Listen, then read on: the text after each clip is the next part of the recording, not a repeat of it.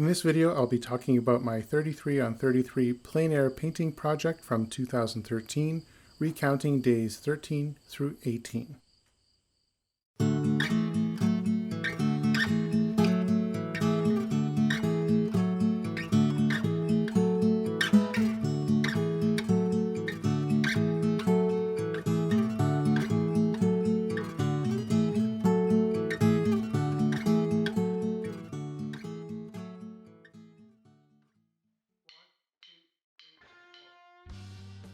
My original stop for day 13 was to stop by Cold Creek Road, and I was fairly certain I'd be painting this huge red barn right at the intersection. Passing this beauty day after day since day 1, I had made a mental note to paint it from an extremely low angle, setting up my easel very close to the structure, which would require being outside, and since it was raining that day, I was once again painting in the van.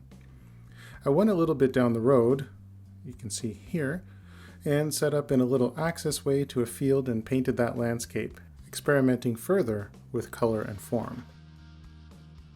For day 14, I parked near the village limits sign for Rose Hall, but the view was too similar to the previous day's painting, so I ventured through town, saw a few interesting subjects, but settled on the other village limits sign, which didn't agree with the first sign. Also, if it was an available space consideration, I'd expect them to be reversed, with the two-word version being on the wider sign and vice versa.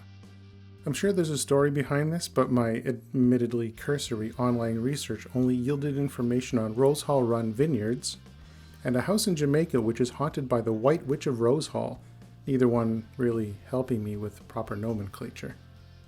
Once again, it was raining, so I painted inside the van. The lighting is very interesting when it's overcast and rainy, and the foliage is extra lush. My color and form experiments continue. My stop for day 13 was at Hikes Bay Road as the highway finally turns eastward towards Wellington. And of course, right at this bend in the road is the Sandbanks Estate Winery, so I parked beside some rows of grapes and painted them.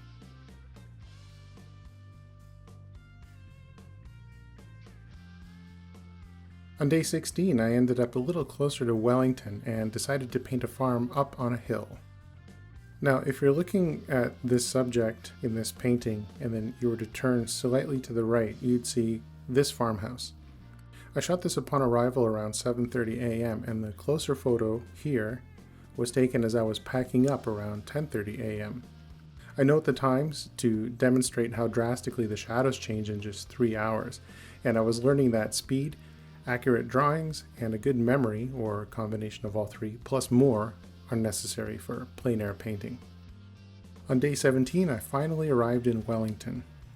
Since the early planning stages of 33 on 33, I knew that I would like to spend at least 3 days in each of the bigger towns, Wellington, Bloomfield, and Picton, as I was heading east, and I was looking forward to these stops largely because they would offer different views than most of Highway 33, which runs along farmland, which is interesting too, it's just different.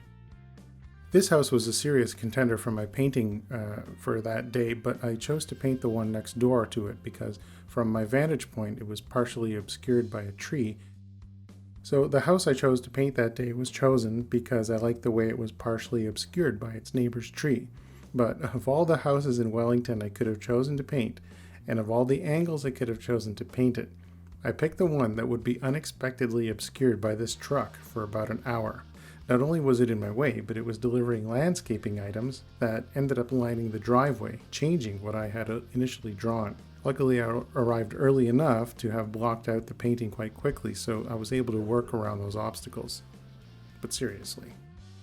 My second day in Wellington began with fog and mist, which expectedly turned into rain soon after I set up.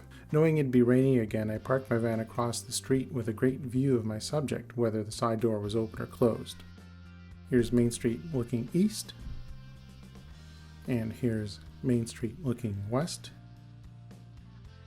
When you're just driving through Wellington, it's easy to miss the gorgeous library because of the huge trees out front, but it's certainly worth investigating, not only outside for its architectural splendor, but inside as well because it's the home of the Prince Edward County Archives. This is Wellington United Church. Most of it is obscured by that tree in this picture, but you can see its signboard burning away in the fog, talking about Wellington's 150th anniversary. Here's the center of town. Wellington boasts some great shops, restaurants, cafes, grocery, hardware, and pretty much has it all in a great centralized location, except for the liquor store, which is just a little bit out of town. These are the Wellington Park gates. This park goes all the way down to the lake, which is barely visible here through the fog, and is directly across the street from the town hall. Built in 1882 as a school, it became the town hall in early 1900s and is now a community center. Here's Wellington Public School. I have no idea why this building is set so far back, but like the library across the street, it's really easy to miss if you're just driving through town. Of course, the immense setback makes it look very grand even through the fog, and this school is just to the right of St. Andrews. And here it is, St. Andrew's Church. After about 20 minutes of hemming and hawing, photographing and dawdling, I finally decided that this cute little church was to be my painting subject for day 18.